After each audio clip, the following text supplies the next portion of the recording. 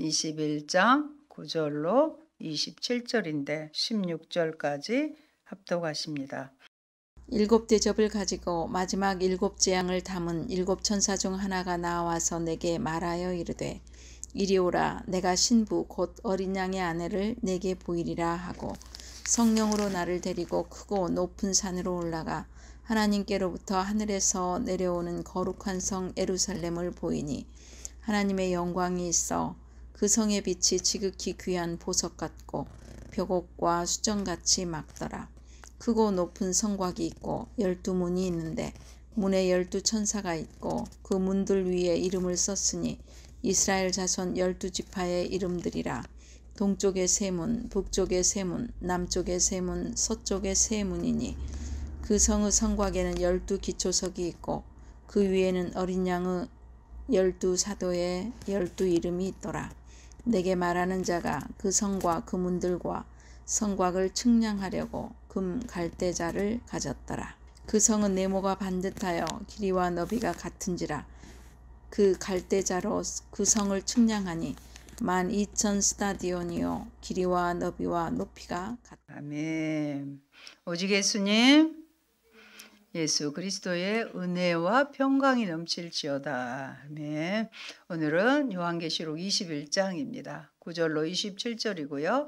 새 예루살렘의 영광이라는 말씀의 제목입니다. 그리스도인이라면 누구든지 천국이 어떻게 생겼는지 한 번쯤 보고 싶다는 생각을 했을 것입니다. 이러한 천국에 대한 궁금증을 해소하고자 아마도 천국을 보고 왔다는 사람들의 간증을 또 한 번 정도 들어보았을 것입니다. 저도 천국을 보고 천국이 있다는 것을 직접 확인하고 또 전하기 위해서 천국에 가기를 입신이라고 그러죠. 간절히 기도했습니다. 그러자 영혼이 떠나 어떤 통로 같은 곳을 빠져나가는 느낌이 들었는데 순간 저에게 두려움이 왔습니다. 그래서 더 이상 진전이 안 되고 몸이 굳어져서 주위 분들이 오랫동안 몸을 풀어줘서 움직일 수 있었던 기억이 납니다. 그때 무서워하지 않았다면 천국을 보고 와서 우리 아이들에게 전했을 텐데, 나 천국에서 이거 천국 갔다 왔다 이렇게 확실하게 전했을 텐데 하는 아쉬움도 있습니다. 그런데 천국에 갔다 온 사람들의 간증에 자주 등장하는 본문이 바로 새 예루살렘. 본문이 바로 오늘 우리가 선택한 계시록 21장 9절로 27절에 언급된 새 예루살렘에 대한 묘사입니다. 그러나 오늘 본문에 나타난 새 예루살렘은 하늘의 천국을 묘사하려는 것이 아님을 기억해야 할 것입니다. 여기에서 언급된 새 예루살렘은 그리스도의 신부요, 어린 양의 아내라고 본문 가운데 분명히 밝히고 있기 때문입니다. 그렇다면 새 예루살렘은 과연 무엇을 의미하고 우리와 어떤 관계가 있는 것인지를 살펴봄으로써 제목해 주신 새 예루살렘의 영광을 경험할 수 있을 것입니다. 그렇다면 새 예루살렘이란 무엇을 의미할까요? 9절로 10절을 보면 일곱 대접 심판을 주도하던 천사 중에 마지막 일곱 재앙을 담은 천사가 새 예루살렘을 소개합니다. 그 전번에 악의 세력을 제거하시자 새 예루살렘이 등장하게 됩니다. 여러분, 그리스도의 신부 곧 어린 양의 아내는 교회 공동체를 상징합니다. 하나님께로부터 하늘에서 내려와 크고 높은 산에 있는 거룩한 성은 종말적인 성취, 약속하신 모든 것들의 성취, 완성의 상태를 보여주는 것입니다. 그러면 새 예루살렘의 바깥 예후의 영광을 말씀드리겠습니다. 하늘에서 내려온 새 예루살렘 성의 아름다운 모습과 12문과 12기초석에 대해서 묘사하고 있습니다. 성의 모습은 한마디로 말한다면 찬란함 그 자체입니다. 그 찬란함은 하나님의 영광 때문에 생겨난 것입니다. 그곳에 하나님의 영광이 있고 그 영광의 빛이 귀한 보석과 같고 벽옥과 수정같이 막습니다. 이것은 계시록 4장 3절에 하나님에 대한 묘사와 유사합니다. 하나님의 영광 다음에 바로 빛이 언급되는데 여기에서 빛은 하나님의 영광을 달리 표현한 것으로 하나님의 영광이나 빛이나 둘 다 동격 관계임을 암시합니다.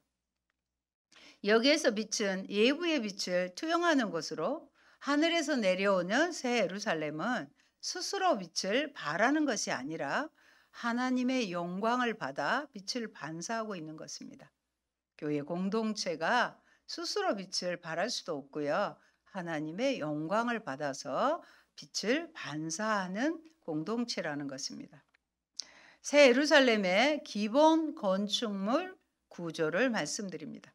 크고 높은 성곽으로 되어 있습니다. 성벽이 높다는 것은 도시가 완성되었다는 것이고요. 완전한 안정과 장엄함을 의미합니다. 우리가 성을 보면 와 대단하다 이거 장엄함을 느끼잖아요. 그리고 성으로 둘러싸여 있기 때문에 안전이 보장되는 것입니다. 그 성은 12문으로 되어 있습니다. 이스라엘의 백성 전체를 대표하는 12지파의 이름이 새겨져 있습니다. 각 지파의 이름으로 할당된 문들에 의해 하나님의 백성 전체가 하나님의 임재의 장소인 새 예루살렘에 들어갈 동등한 권리와 하나님의 축복을 누릴 권리에 대한 확신입니다. 이것은 영광스러운 하나님과의 완전한 교제, 지금 우리가 주님께 가까이 하고 친밀하게 한다고도 부족하잖아요. 그런데 그때에는 완전한 교제로 들어갈 풍성한 기회가 있다는 것을 보여줍니다. 새 예루살렘은 주님과 어린 양의 신부인 아내와 구약의 12지파의 이름과 신약의 12사도의 이름으로 세워진 영원한 나라입니다. 12기초석으로 되어 있습니다. 신약의 교회의 기초인 12사도의 이름이 새겨져 있습니다. 그러므로 12문과 12기초석은 새 예루살렘의 약속으로 구약의 백성과 그 성취로서의 신약 백성으로 구성되어 있음을 의미합니다. 성곽의 12문과 12기초석은 바로 교회가 영적으로 사도들과 지파들의 축복이 완성되고 있음을 말해주는 것이고, 또한 구약적인 성벽의 목적이었던 안전의 문제가 온전히 성취되고 있다는 것을 알게 해주는 것입니다. 새 예루살렘의 건물 건축 구조물의 측량입니다. 15절에서 17절에 나와 있습니다. 측량하는 도구는 금 갈대입니다. 금 갈대는 엄밀하게 말하자면 금으로 된 측량 막대로서 일종의 하나님을 섬기는 도구입니다. 본문에서 굳이 금 갈대라고 표현된 것은 정금으로 장식된, 순금으로 장식된 새 예루살렘과의 조화를 목적으로 합니다. 새 예루살렘은 정사각형의 형태입니다. 정확히 말하면 정육면체의 형태입니다. 가로 세로의 크기가 12,000 스타디온인데 12 곱하기 1000의 숫자로 표현해 보면 12이라는 하나님의 백성의 수를 포함합니다.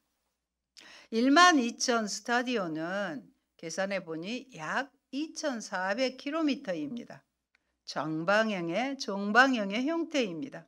길이와 넓이와 높이가, 길이와 너비겠죠. 너비와 높이가 동일한 정육면체 도시로 새 예루살렘은 명백히 열왕기상 6장 19절 20절에 묘사된 지성소의 형태와 동일합니다. 한번 살펴볼까요? 모니터 보십니다. 여호와의 언약궤를 두기 위하여 성전 안에 내소를 마련하였는데 그 내소의 안은 길이가 20규빗이요 너비가 20규빗이요 높이가 20규빗이라 정금으로 입혔고 백향목 제단에도 입혔더라. 아멘. 전부 보면 길이, 너비, 높이가 전부 20규빗으로 똑같은 정육면체 주사위를 상상하시면 되겠습니다. 여러분, 성경에서 이 성의 길이와 높이와 너비가 똑같은 육면체는 딱 하나, 바로 지성소입니다. 지성소는 하나님의 성소 안에 있고 아시는 것처럼 1년에 한 번 하루 대제사장만 어린 양의 피를 가지고 들어가서 법궤 위에 붓는 제사를 드립니다. 그런데 지성소와 이 본문에서 말하는 성이 정확하게 일치합니다. 성경에서 종육명체는 이 땅에서 가장 완전한 구조로 하나님의 임재가 있는 모든 곳의 구조입니다. 결론적으로 하나님은 천국이나 새 예루살렘이나 지성소나 동일하게 정육면체로 완전한 공간에 거하십니다.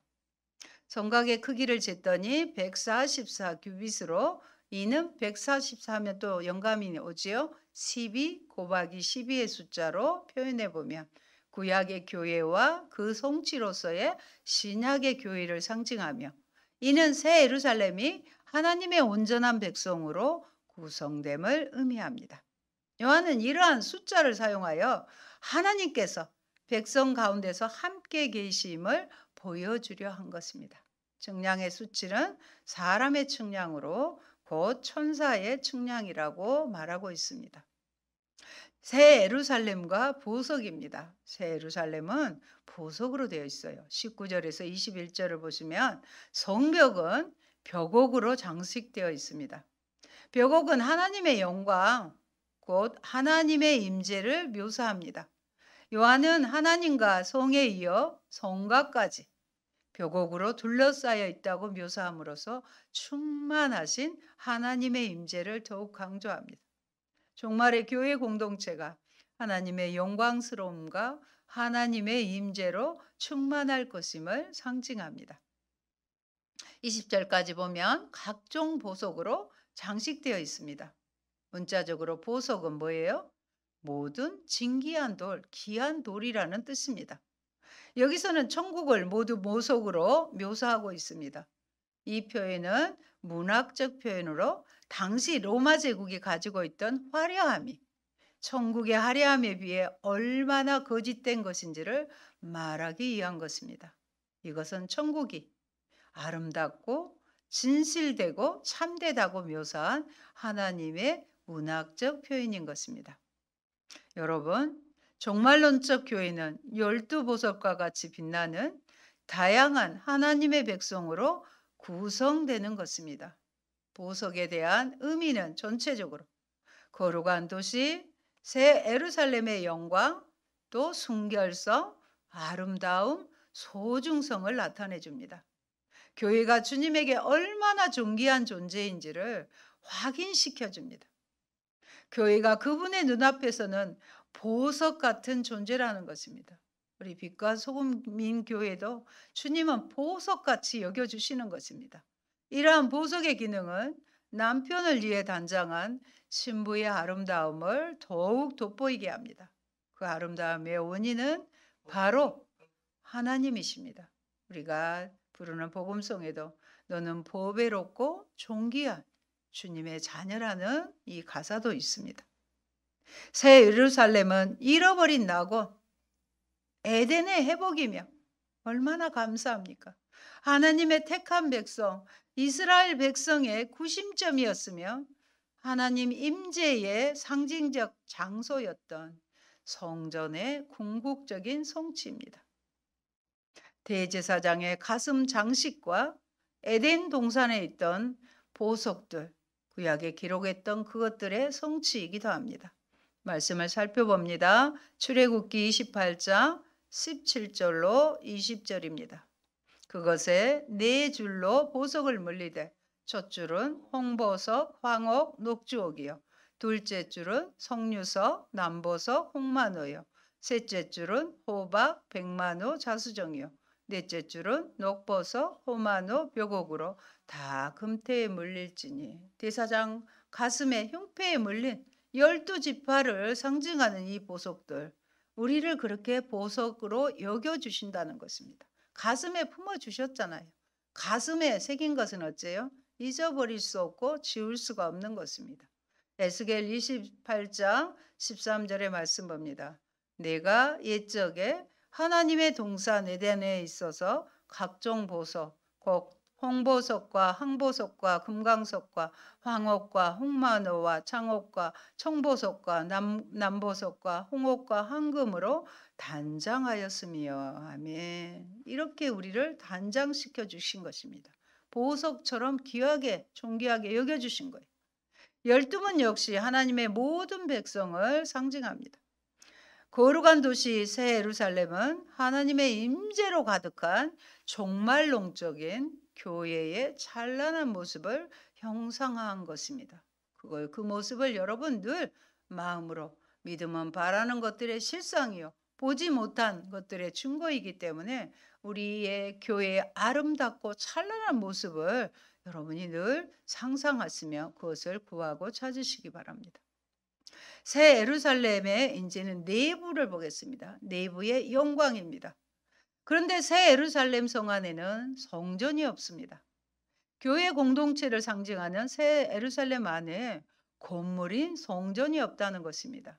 왜냐하면 하나님과 어린 양이 성전이기 때문입니다.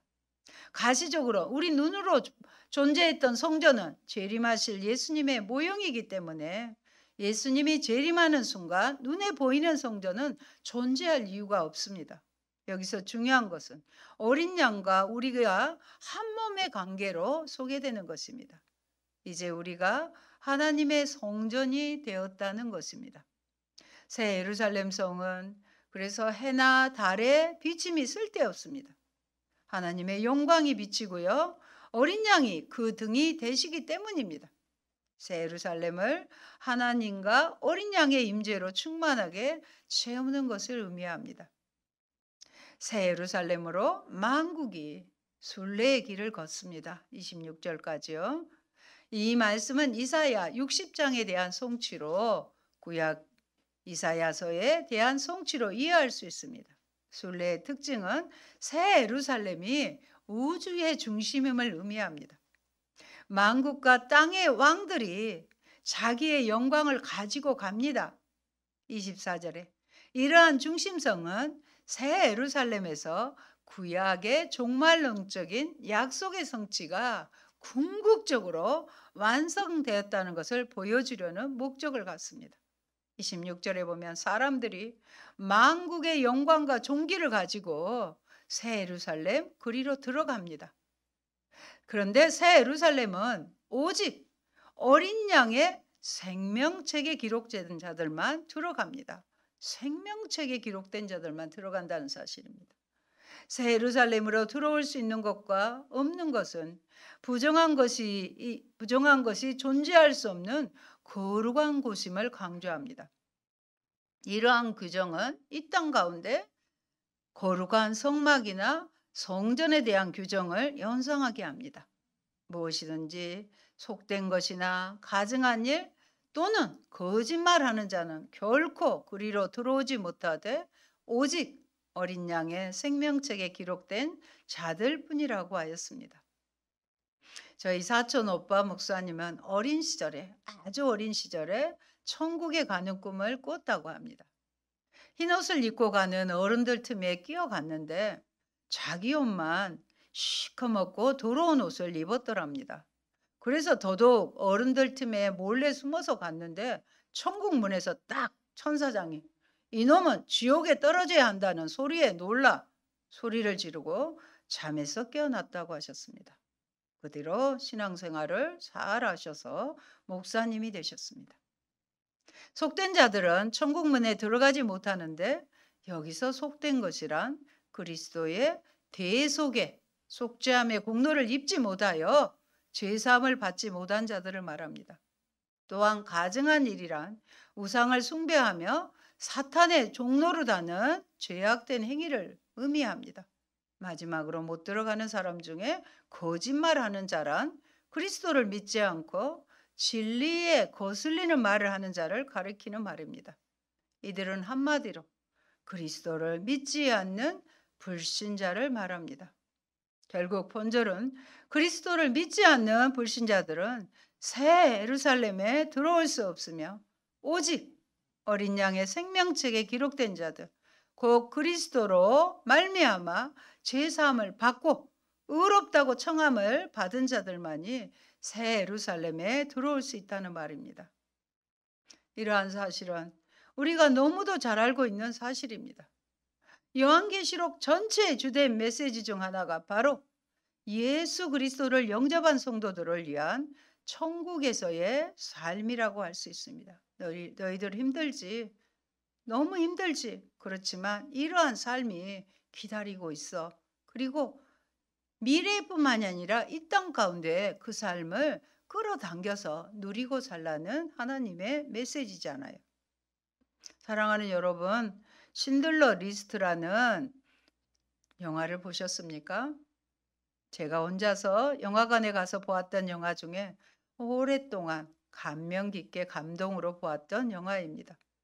신들러 리스트는 주인공 오스카르 신들러가 유대인들을 안전한 곳으로 피신시키기 위해서 작성했다는 9개의 명단입니다. 참혹한 홀로코스트의 실상을 일부러 흑백 영화로 의도적으로 그린 영화입니다. 독일 사업가 오스카 신들러는 1939년 나치 독일에게 점령당한 폴란드에 이주합니다. 그는 나치와 결탁에 임금을 줄 필요가 없는 유대인을 자신의 공장의 인력으로 이용합니다. 그러니까 돈 줄 필요 없이 값싼 진짜 노동력을 이용을 했어요. 그러나 유대인 회계사 이자크 스턴의 영향으로 마음속에 양심을 발견하게 됩니다. 신들러는 유대인을 자신의 공장에 취직시키는 방법으로 유대인들을 구해내기 시작합니다. 신들러 리스트를 직접 타이핑한 유대인 비서 미미 하인하르트의 증언에 의하면 1100명의 유대인을 구할 수 있었다고 합니다. 나중에는 울면서 내 금리발을 뽑았다면 더 많은 유대인을 몇 명이라도 구할 수 있었겠다고 눈물을 흘리며 회한하는 장면은 저에게 굉장히 인상적이었습니다. 그래서 예루살렘 동편의 시온산에 수많은 무덤 가운데 신들러의 무덤에는 많은 돌들이 놓여 있습니다. 사실 신들러는 이스라엘에서 죽지 않았지만 유대인들이 그를 이곳에 모셨다고 합니다. 그리고 끝까지 유대인을 위해 수고했던 그 마음과 선행에 감사하는 마음을 담아 돌을 올리고 간다고 합니다. 올해 들어 가슴 아픈 사건으로 러시아와 우크라이나의 전쟁입니다. 오랜 기간 전쟁이 지속되다 보니 얼마나 많은 인명과 재산의 피해들이 있었겠습니까? 저희도 그래서 전쟁을 피해 폴란드나 인근 국가에 모여든 사람들 중에 한국 동포들의 귀환을 위해 항공권을 모금하기 위한 운동에 저희 교회도 동참하였습니다. 생사가 오가는 전쟁터가 아닌 빛고울 고려인 마을에 정착하여 생명을 건졌다면 이들 또한 누군지 모르지만 얼마나 고맙겠습니까? 우리도 한 생명을 신들러처럼 살리는 길에 우리의 사명을 다해야 합니다. 우리 주님이 그 길을 예비해 놓으셨기에 우리들도 생명 살리는 그 길을 걸어갑시다. 사랑하는 여러분, 우리가 이처럼 익숙한 진리에도 불구하고 일상의 삶 가운데 망각하고 있는 사실이 있습니다. 그것은 바로 이 좋은 천국의 삶을 멸망으로 향하는 우리의 믿지 않는 이웃들에게 전하지 않고 있다는 말입니다. 성경은 분명히 예수 그리스도를 믿지 않는 자들은 멸망하게 될 것이라고 선언하고 있다는 말입니다. 이러한 선언은 우리로 하여금 어떠한 행동을 유발하는 명령입니다. 전하라는 명령을 하고 있잖아요. 이미 그리스도를 영접한 우리로 하여금 믿지 않는 불신자들에게 복음을 전파하라는 말인 것입니다. 그러므로 우리는 언제 어디서나 우리의 가족과 이웃들에게 복음 전하는 일을 게을리 해서는 안 될 것입니다.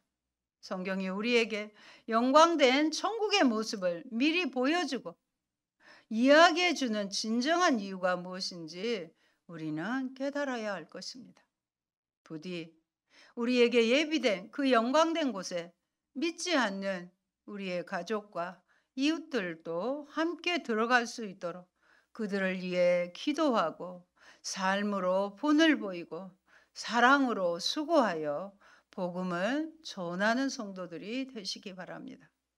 사랑하는 성도 여러분, 우리가 소망하는 천국은 영광스럽고 복되고 영원한 안식과 평화만이 있는 곳입니다.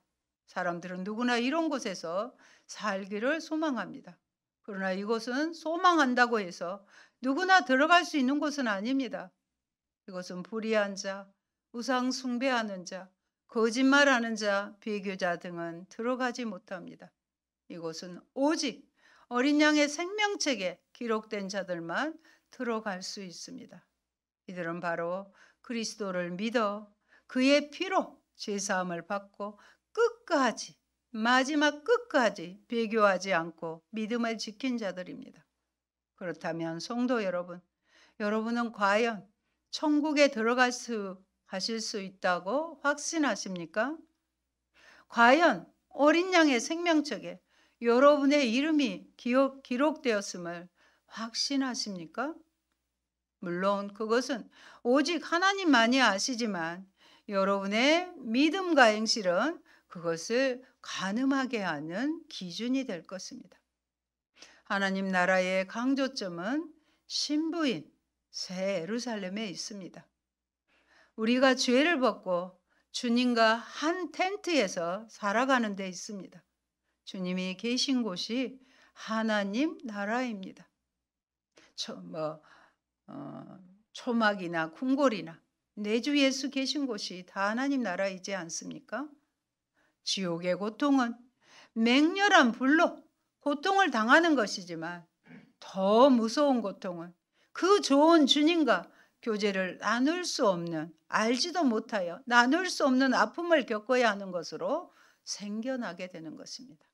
다시 말씀드리면 새 예루살렘은 그리스도의 신부요, 어린 양의 아내로 표현된 교회 공동체입니다.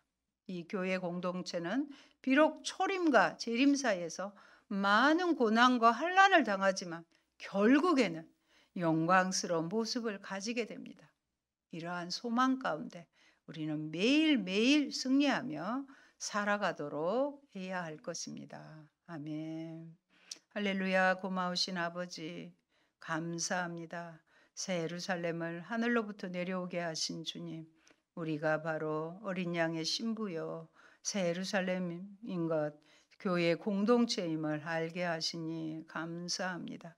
새 예루살렘에는 생명책에, 어린 양의 생명책에 기록된 자들만 들어가게 하신 주님, 우리가 구원에 대한 확신을 갖게 하시고 그 은혜에 감격하여 더 아버지 믿지 않는 영혼들을 향하여 복음을 전할 수 있는 우리가 되게 하여 주시옵소서. 아버지, 우리를 위해서 예비하신 그 찬란한 그 하나님 나라 새 예루살렘을 우리가 늘 소망하고 기대하면서 나의 사랑하는 가족과 나의 이웃과 또 다른 모든 사람들이 함께 그곳에 갈 수 있도록 나의 남은 생애가 하나님 나라와 교회와 복음을 위해서 사는 목표로 바꾸어지게 하여 주옵소서. 우리에게 귀한 아름다운 성을 예비하신 주님 감사합니다. 그것을 사모하며 이곳에서 비록 눈물 나고 힘들고 어려울지라도 마침내 끝까지 싸워 이김으로 승리를 주시는 하나님께 감사드립니다. 예수님 이름으로 기도합니다. 아멘.